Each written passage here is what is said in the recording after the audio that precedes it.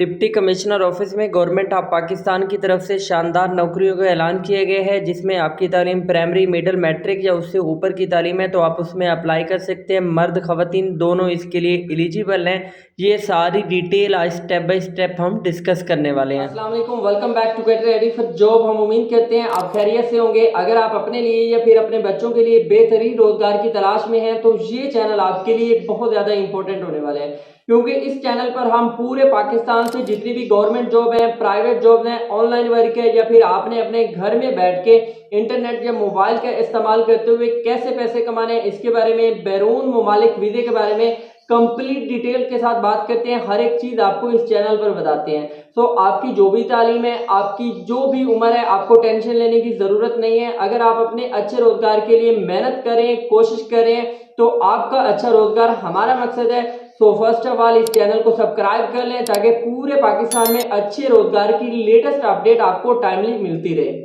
तो यहाँ पे आज की वीडियो में हम ये कंप्लीट डिटेल से बात करने वाले हैं कि डिप्टी कमिश्नर ऑफिस में जो नौकरियाँ अनाउंस की गई हैं और इसमें जो है मर्द ख़वातीन दोनों अप्लाई कर सकते हैं।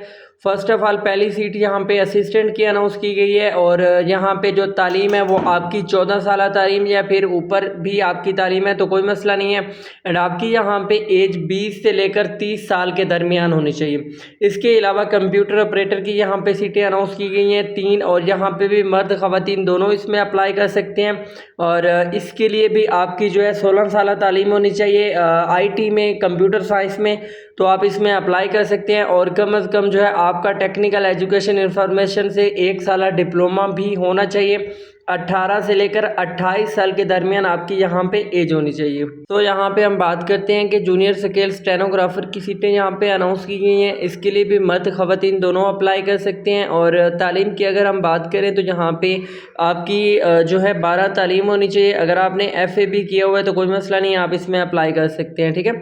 सो यहाँ पे नेक्स्ट सीट सब इंजीनियर की है। सब इंजीनियर के लिए आपके पास जो है पहली तो यहाँ पे किसी भी मंजूर शुदा टेक्निकल एजुकेशन होनी चाहिए। DAE वाला डिप्लोमा होता है, डिप्लोमा ऑफ एसोसिएट, ठीक है, इंजीनियरिंग की तरफ से आपके पास वो होना चाहिए। 18 से लेकर 30 साल के दरमियान आपकी एज हो तो आप एज अ सब इंजीनियर में अप्लाई कर सकते हैं। इसके अलावा जो है जूनियर कलर की यहाँ पे सीटें अनाउंस की गई हैं और इसके लिए भी मर्द ख़वातीन दोनों अप्लाई कर सकते हैं। और किसी भी इसके लिए जो तालीम है आपकी FA, FSC या ICS होनी चाहिए। एंड टाइपिंग स्पीड आपकी 35 वर्ड पर मिनट होना चाहिए। एंड कंप्यूटर, एक्सेल, वर्ड के बारे में भी आपको अच्छा खासा नॉलेज होना चाहिए, तो आप एज अ जूनियर क्लर्क में अप्लाई कर सकते हैं।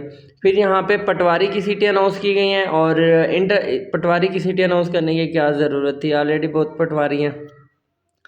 यहाँ पे पटवारी की सीटें अनाउंस की गई हैं और ये जो है आपकी इंटरमीडिएट तालीम होनी चाहिए, 12 तालीम होनी चाहिए। और इसके अलावा जो है डिस्ट्रिक्ट क्लर्कल के रजिस्टर उम्मीदवार के नाम दर्ज हो, ठीक है। ये जो डिस्ट्रिक्ट के अंदर एक उम्मीदवार के नाम होते हैं वहाँ पे भी आपका नाम दर्ज होना चाहिए एज अ पटवारी, तो आप as a deputy commissioner office में जॉब कर सकते हैं। इसके अलावा हम बात करते हैं ड्राइवर की सीटें अनाउंस की गई हैं और इसके लिए सिर्फ मर्द हज़रात अप्लाई कर सकते हैं और मैट्रिक पास होना चाहिए, LTV लाइसेंस आपके पास होना चाहिए। और अगर आपका जो है तजर्बा है तो अच्छी बात है, आपको तरजीह दी जाएगी। अगर आपका ड्राइविंग में तजर्बा नहीं है तो फिर भी आपको जॉब मिल जाएगी, ठीक है।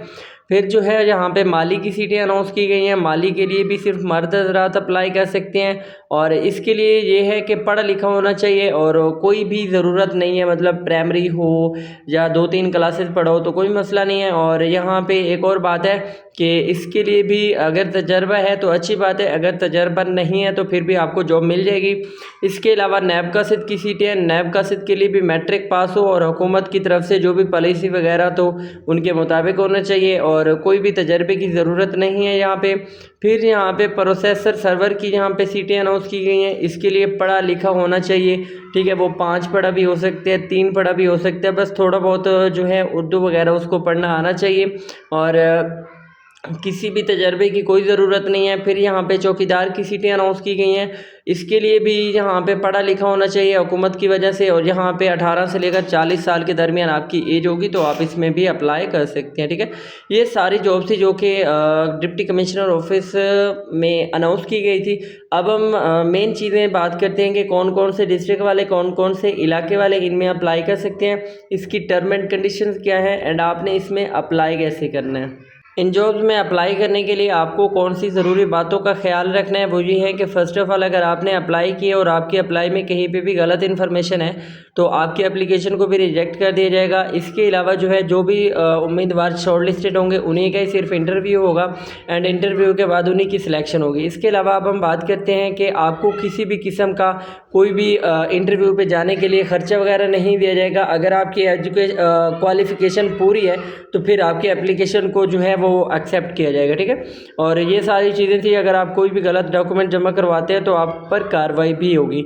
अब हम ये देखते हैं कि आपने इन जॉब में अप्लाई कैसे करना है। यहाँ पे फ़र्स्ट ऑफ़ ऑल जो है आपने ईटा की वेबसाइट ओपन करनी है, जो कि आपको वो वीडियो के डिस्क्रिप्शन से मिल जाएगी एंड वहाँ पे जाके आपने ऑनलाइन अप्लाई करना है एंड देन इसका चालान होगा जो कि आपने पे करना है एंड जैसे आपका चालान पे होगा तो आपको SMS रिसीव हो जाएगा एंड आपकी एप्लीकेशन सबमिट हो जाएगी, ठीक है।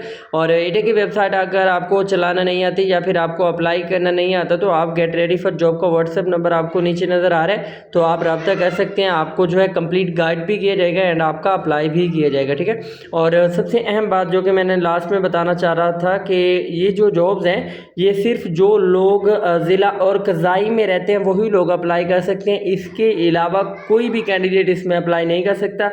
ज़िला और कज़ाई वाले जितने भी कैंडिडेट हैं वो इन जॉब में अप्लाई कर सकते हैं।